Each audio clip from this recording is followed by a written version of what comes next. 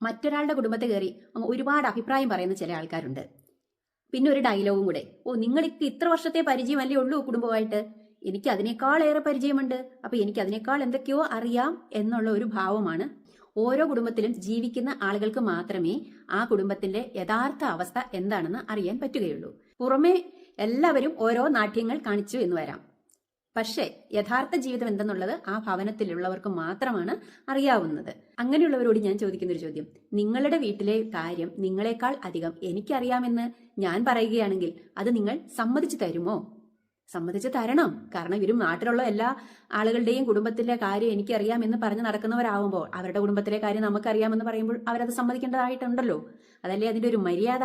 പക്ഷെ അത് പറയുമ്പോൾ പിന്നെ അവരുടെ വായിൽ നാവ് ഉണ്ടാവുകയില്ല. ആദ്യം ഇങ്ങനെയുള്ളവർ സ്വന്തം കുടുംബത്തിലെ കാര്യങ്ങളൊക്കെ നേരെയാക്കണം.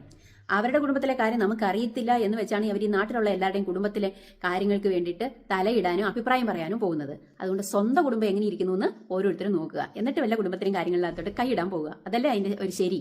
കുറെ ആൾക്കാർക്കുള്ള ഒരു അസുഖമാണിത്. എന്തിന്റെ കേടാ? വല്ല ആവശ്യമുണ്ടോ? അവനവന്റെ കാര്യം നോക്ക്. മറ്റുള്ളവന്റെ കുടുംബത്തിലെ കാര്യങ്ങൾ പലതും ഉണ്ടാവും. ആരായാലും എന്നോടാണ് പറയുന്നെങ്കിൽ ഞാൻ അതിനുള്ള മറുപടി കൊടുക്കാറുണ്ട്. അതിനി കമന്റ് ആയിട്ട് വേണമെങ്കിൽ വന്ന് പറഞ്ഞോട്ടെ, അതിനുള്ള മറുപടി ഞാൻ കൊടുക്കുകയും ചെയ്യും. പലരും ഇത് കേട്ടിട്ട് മിണ്ടാതെ എങ്ങനെയിരിക്കും, എന്നിട്ട് അത് പോയി മറ്റുള്ളവരോട് സങ്കടം പറയാം, അയ്യോ അവരങ്ങനെ പറഞ്ഞു ഇങ്ങനെ പറഞ്ഞെന്ന്. എന്തോ കാര്യം? ആ പറയുന്നവനോട് അപ്പൊ തന്നെ അവിടെ വെച്ച് അങ്ങോട്ട് മറുപടി കൊടുത്തിട്ട് അങ്ങ് വിട്ടേക്കാം, മുഖത്ത് നോക്കി അങ്ങ് പറഞ്ഞേക്കാം കേട്ടോ. നാളത്തേക്ക് വെക്കരുത്. അവർക്ക് ഒരു 10 പേരുടെ അടുത്തൊന്ന് ഇങ്ങനെ കിട്ടിക്കഴിയുമ്പോൾ അവർ മര്യാദയ്ക്ക് ഇരുന്നോളും. സ്വന്തം വീട്ടിലെ കാര്യം നോക്കി അവിടെ വല്ലയിടത്തും അടങ്ങി ഒതുങ്ങി ഇരുന്നോളും. അപ്പൊ നിങ്ങളും ഇങ്ങനെയുള്ള ആളുകളോട് മിണ്ടാതിരിക്കരുത്, പ്രതികരിക്കാതിരിക്കരുത്. നല്ല മറുപടി കൊടുത്ത് അവരെ പറഞ്ഞു വിടുക, അവർക്കൊരു സമാധാനമാവട്ടെ. അപ്പൊ എല്ലാവർക്കും ടാറ്റാ.